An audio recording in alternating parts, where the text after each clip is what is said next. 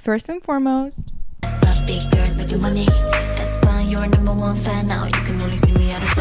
I'm really excited today to make this video because I feel like it's gonna be more chill for us to compare to a lot of the videos that I've been doing recently, where I kind of don't do what we used to do in the very beginning on this channel, which is talking about fashion or visuals in a more lighthearted sense, I guess. I wanted to specifically talk about visuals, not just fashion or just art or just movies or whatever the hell. I wanted to show you a bunch of things that have been kind of inspiring me lately, or visuals that push me in the right direction, closer to what I'm trying to achieve, for example. Not with YouTube, more like with my work outside of YouTube.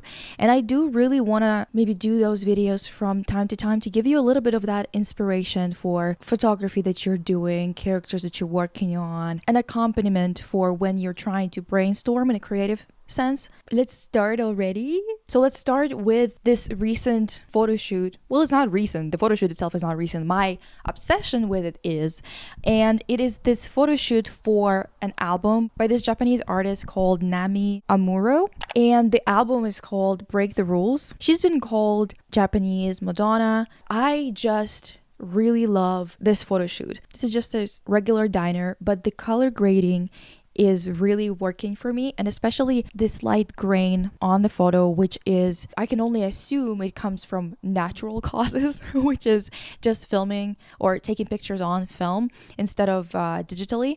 And I do have a bit of a soft spot for film photography. I wouldn't say that I do it very often because it's just so expensive, and I really don't like having no control over the development process. Developing it yourself, you would have to be a part of some kind of studio where you would be paying fees and other things like that. So it's just a very expensive type of hobby, honestly, nowadays. The only thing that's not expensive about it is buying the actual camera. You can find one for $100, like no problem. There's something about this natural grain instead of the one that you can do in post that really gives more energy to the photo. And I think that in some ways it is due to the fact that this is not deliberate type of thing.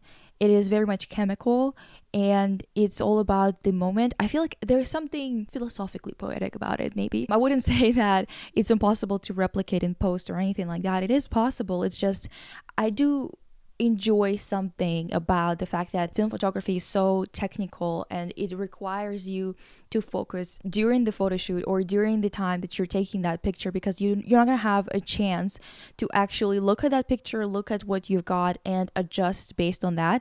You kind of have to just hope that it actually worked out. To compare to digital, where you can see the result immediately, right? There's something about that relationship between you taking the picture and having so much focus that's being demanded from you that kind of tricks you into having this sense of control, and then having to wait for the images to come back to you, or having to go to the lab and develop them and see what you actually got, if you got exactly what you wanted. That relationship between having control and not having control at all is so interesting to me, and especially because of chemicals and silver being used in the process of the film being exposed to light. Something about it is always going to speak to me, even though it's such a pain in the ass to actually do when you're not like rich as hell, you know? This image in particular, the color grading is really working for me, but I also really enjoy the detail of having this image of Nami Amuro in the background on this newspaper. A lot of what I love about these images is about Nami herself. I think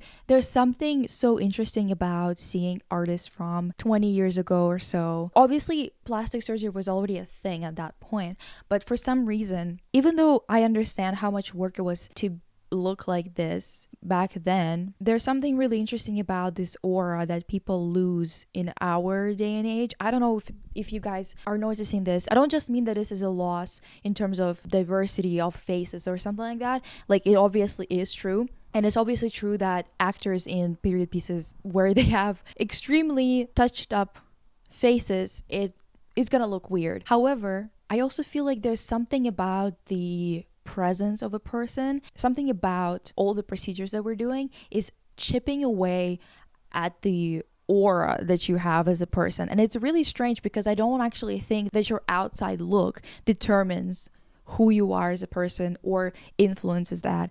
But I think that people don't just get surgeries. They get surgeries to fit a certain trend. And that in particular is starting to chip away at people's authenticity. And I think that because we're not forced to be in the body that we're already given, there might be some things that we are sacrificing in terms of really working on not ourselves even, but on our subconscious tolerance of differences. I feel like there's something about people getting more and more triggered by differences in terms of people's looks, especially faces. Something about looking at her images for this album made me think about how much more presence a lot of people had back in the day in these images, and it's very hard to pinpoint what it is exactly. Regardless of that, this photo as well, I really enjoyed. I don't know if this was taken on location. I have no idea how this was photographed, but the lighting in here is just hitting so hard. I absolutely adore the reflection off of the pavement. The light is so strong from the light behind her. I don't know if this was, with the backdrop. I don't think it is. I think it's actually on location. The combination of the light being really harsh behind her with the palm trees being entirely in the dark because of this harsh contrast. While at the same time, there's light being bounced back at her where you can see her very clearly, but her background feels a lot flatter than whatever is in front of her. And something about this depth and this perception of depth is making this photo so much more captivating. And honestly, like, she just has that it factor too. Honestly, as a model, that's why I love photos of artists, actors, etc., in those environments and in those photo shoots that are more editorial than I do models. It doesn't mean that models are bad at being models, something like that. It's just my preference, I think. Mostly because I am more of a fan of conceptual, artistic approach to photography, and obviously a lot of editorial photography is like that. However, it's always going to be about the product. And in photo shoots for movies or promotions of a movie, photo shoots for albums, there's always going to be more story involved.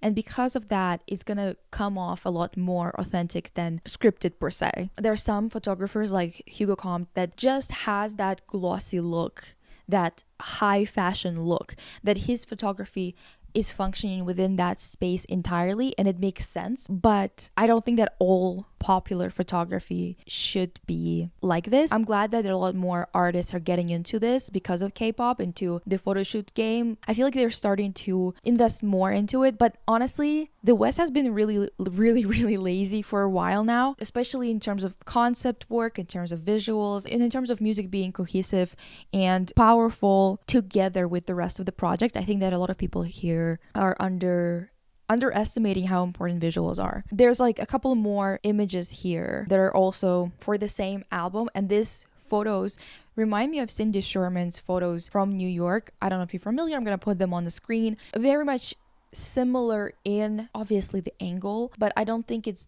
the angle specifically that's making it. I think it's the lighting. It's both soft and very highly contrasted. The makeup, the look, the glasses, everything, this angle, everything is working so well in this image. And I think that honestly, sometimes, even though there's nothing that deep about it, sometimes you really want to see a good photo. Oh, also, by the way, all of these images, they're going to be on this Pinterest board. I'm going to link it in the description. There's going to be a couple of images that we're not going to talk about today. They're just there because maybe I didn't want to like elaborate on them or something like that. Another thing I want to bring your attention to, Anna Molinari. It's really hard to pronounce Italian names without rolling R's. Anna Molinari, spring 1999 in Milan. This collection is full of very interesting layering. On top of it all, the photography that was done, perfect for this collection. I genuinely wish I could have more information to give you in terms of who decided to light the catwalk that way, who decided to take those pictures this way, etc., etc. I don't know any of that. And you're not going to get the same exact impact from watching this catwalk. I'm going to link it in the description as well, but I think the layering there, the type of fabrics that are used, the way that they are playing off of each other, something about it really gets my creative juices flowing. Ew. Sometimes some collections just do it for you for a specific moment in time, and I stumbled upon this Devon Aoki look from that catwalk, and then I just had to watch the entire thing. And I've already seen this collection before, but it just sometimes they hit again. Do you know what I mean? Like sometimes you just rediscover a collection again, and this one is one of them. I think you should take a look at a lot of the looks from that runway. Because I was looking at those photographs and whatever, I stumbled upon a bunch of Anna Molinari Spring Summer 96 photos, the main campaign. When I tell you they hit, I mean it. Just in case you guys don't know, Anna Molinari is the one who started Bloomerang. So if you're looking at this image and you're like, that reminds me of that photo shoot that was done for Bloomerang at some point with, damn, I can't remember her name. It's because you probably saw the Bloomerang photo shoot. There's something very similar between them in terms of the lighting. The creative direction in general is very similar. And even though that is the case, I still think that they're gorgeous, all of those photos. I absolutely love this rich red with this lacy skirt and the model just holding this cat as a purse. Well, not really as a purse, but you know what I mean, like very casually. There's quite a few images, Anna Molinari Spring Summer 96 campaign, that I really enjoy. For example, this one with Mila Jovovich. She's phenomenal in this photo shoot. Absolutely fantastic. The colors are just gorgeous. You're welcome, guys. Like, I don't know what to tell you about this image. It just hits, it does. This entire photo shoot actually, and a lot of the photo shoots that Mila Jovovich was doing around that time look great. I really love this one, for example. The shadow, this harsh lighting with this really bright turquoise backdrop, this red, bright red. I would say that this is true red tone coat. It's just a striking combination. I absolutely love it. And especially there's like something offbeat about the framing of these images as well. Brings something dynamic to it. There was also this photo shoot that I couldn't find a lot of the images for. I don't know where they went, why it's so hard to find them. But there's this photo shoot again for Anna Molinari. This is how you land on a good concept for a collection. You look at what the fabric is, what it's supposed to do, how the garments are supposed to be moving. And for example, with this collection, a lot of it is about the movement of the fabric in terms of it being flowy, combined with pieces that aren't moving as much, so it creates a lot of dynamic movement. And that's why going to the beach where it's really fucking windy is the best idea ever for this, especially with this type of framing where you put the model against the wind with her hair flowing forward as well. Fantastic, great idea, looks really good. Really quickly, I want to mention, since I'm watching 5th season of Buffy with my mom right now, and this outfit came up, and yes, it's very simple. It's just a coat with a fur trim. She's got her hair looking gorgeous, and she's got them hoop earrings. Yes, it's simple, but does it work, and do I want to mention it anyway? Yeah. Next thing is glass work. For example, this vintage perfume bottle or this. I just think there's something so interesting about how much variety there was with this type of glass work. There's a lot of things that are made very meticulously when it comes to glass work, and you really need professionals that are highly trained in it to be able to make it. And I feel like a lot of things in the world are becoming obsolete in a way where it's counterintuitive to what it should be, whether it should be kept. And I really hope that glass work is not going to become completely obsolete, because what we have right now is a lot of things that are made in huge numbers. We don't get as much variety in our homes. We get a lot of really simple, bland type of dishes and type of silverware, other things like that are kind of like everyday objects. Sometimes it's just nice to look at these to remember what your kitchen can look like or what your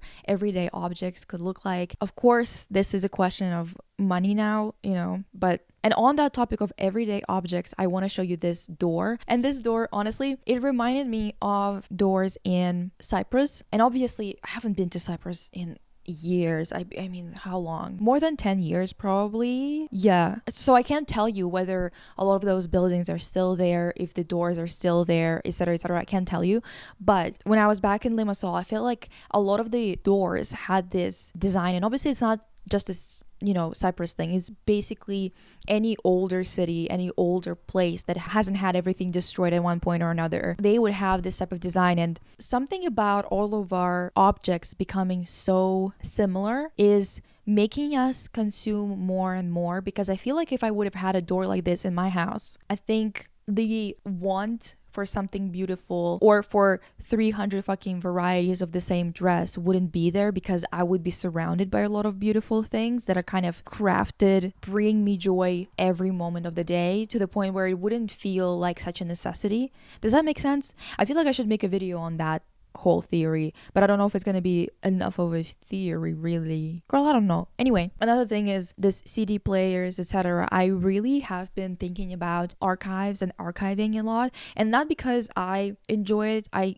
find it tedious as hell and annoying. However, I think it's incredibly important, and it's one of those things that you have to get a lot of, like, you have to get crazy amounts of education, like crazy amounts of courses and whatever finished in university and stuff like that to actually be considered an archivist. Crazy shit. And I think that it's definitely becoming obsolete because of how little funding is in there and how few people can make a good living in it. I specifically started thinking about the fact that we don't own any of the media that we buy anymore, and we can't just put it on and watch it whenever we want to. If we stop paying for Netflix, all of those movies are gone, even your favorite ones. Same with things like music videos or books, like for example with Kindle recently revoking your right to have your books downloadable now, I believe. So I guess that they went for a full subscription system again. It's frustrating, it's incredibly annoying, and I think that we're gonna have to start archiving our own favorite things, and maybe we're gonna have to bring back CD players and other shit like that, because I really don't know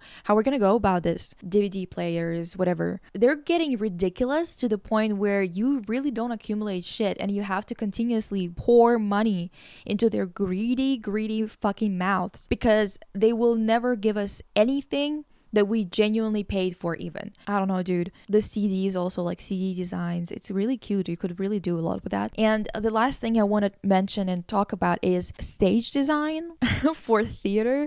I don't know what it is, you guys, but in the past year or so, I've been really pulling a lot of inspiration from theater production stage design, especially those that are really ambitious and not minimalist. Really have been enjoying a lot of those works. I have found a lot of really interesting stages, because something about the way that this space is broken down is always going to be fascinating to me, starting with the fact that I love that whole ballet sequence and red shoes, and it's because the stages are absolutely gorgeous, and a lot of them are just regular stages but used to their full capacity in terms of using some visual tricks but making them very much real, not trying to replace all the physical work with something digital and stuff like that. Like, it's genuine building of stages, and something about really ambitious ones is speaking to me on like another level.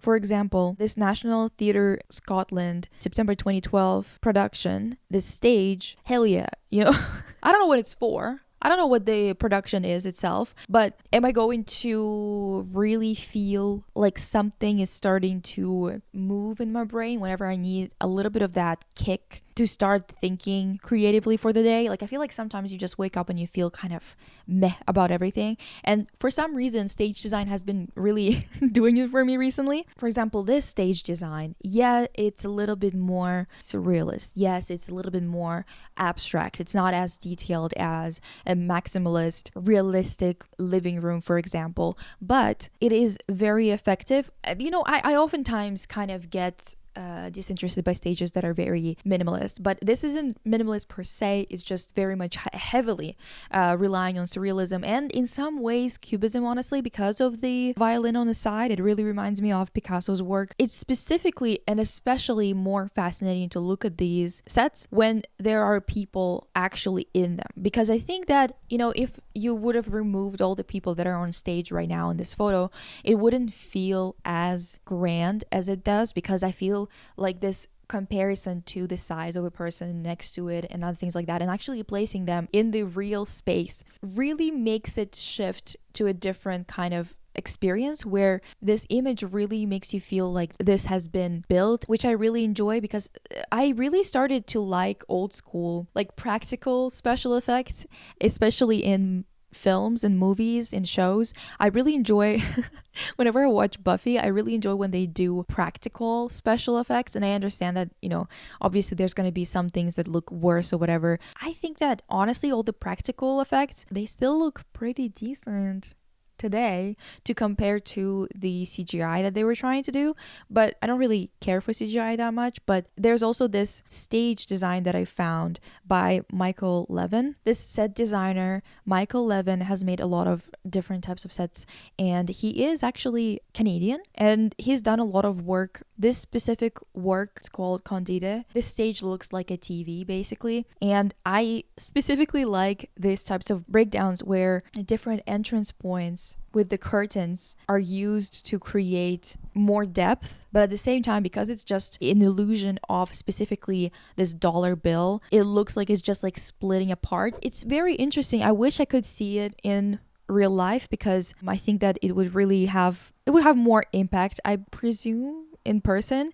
And I really just enjoy seeing how the layers here are working, because when the curtains are removed, as you can see in this image, you can definitely see where the road that's drawn on stage ends and where the rest of the image begins on the backdrop. But it works because it kind of combines this realistic and not realistic combination of the screen effect. When it looks kind of like a TV, you start to have this flatness of the image jump out at you. With this particular stage design, there's something really interesting about leaving this entrance points on the stage. I don't know what they're called. Like when you go out from the wings, there's usually curtains there, right? But instead of having curtains, for example, for this particular setup, they think this is just light bouncing off of the material. I really enjoy the way that it looks. Basically, check it out. I'm gonna leave the name of this set designer in the description as well, just so you could pop it in to Google. Hopefully you enjoyed this. Hopefully it's gonna give you some inspiration. My dog is